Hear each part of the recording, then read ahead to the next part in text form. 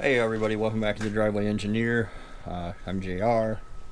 This upcoming week is going to be the week of Roscoe. I got my 4x4 16 gauge sheet metal to patch where I cut the wheel wells out. I have my 2x2 angle to hold up my square tube rectangle tube rockers. I have my flat bar. That's not the focus of this video though. This video is about the exhaust manifold, and there are 100,000 4-liter exhaust manifold videos out there, so I'm not going to go into super detail.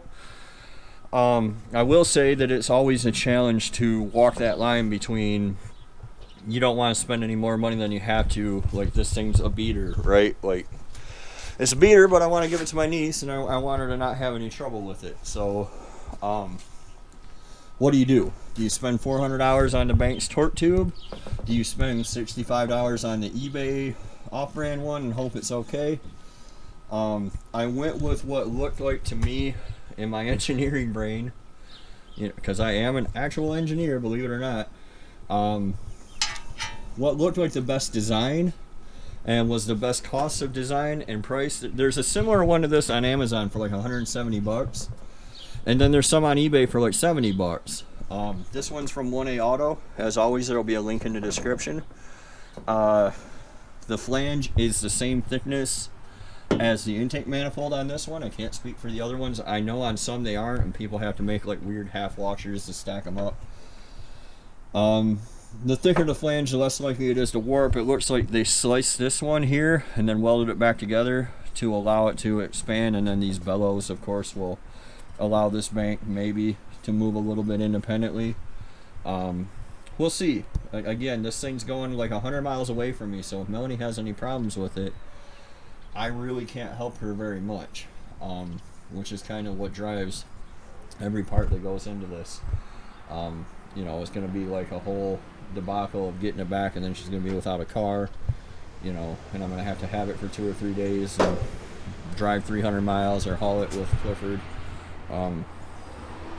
So yeah, I'm not going to cover, like I said, I'm not going to cover this in detail. I'm going to get the hood open.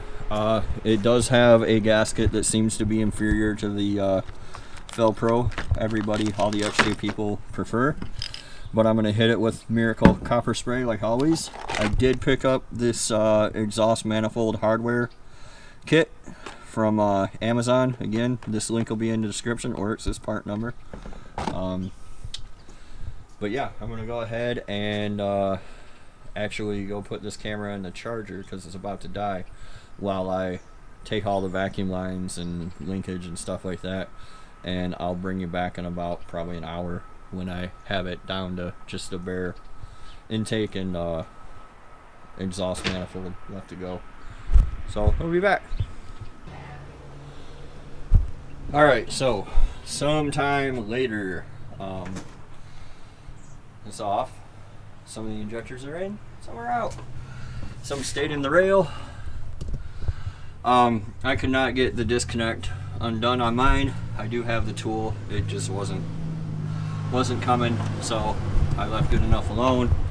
I found it easier to pull the fan here so that I could get at the belt and stuff. 3 bolts here, lay the power steering pump aside. All these bolts were much easier than anticipated. That one back there hit on me a little bit.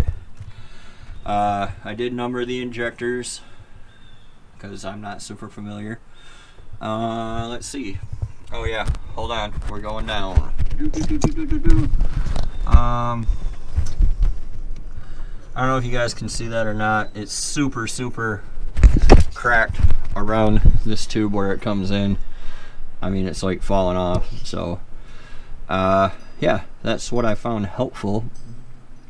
I'm just gonna cut those bolts because I don't care. And the 2 nuts on the end, and it'll be off. I'll clean this up. I think this has been done before.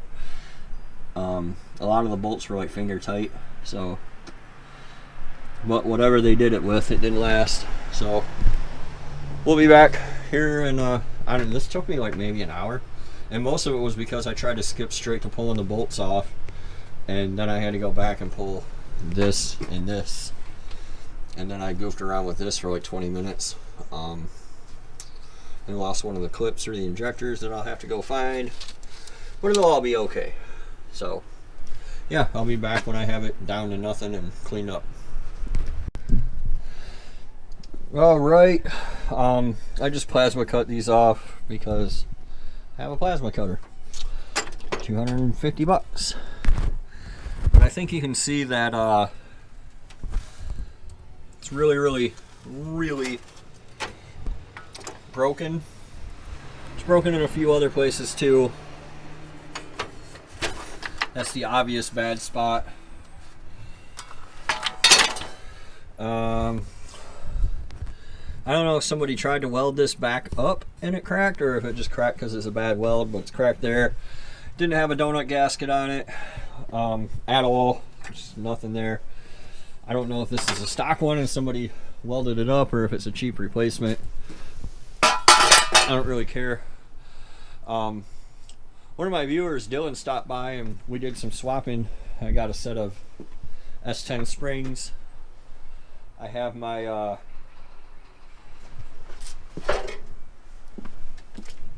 copper sprayed new gasket and new donut gasket. I'm going to clean this up a little bit, especially the flange, and get ready to reinstall the whole thing. So I'll be back when I have it hung.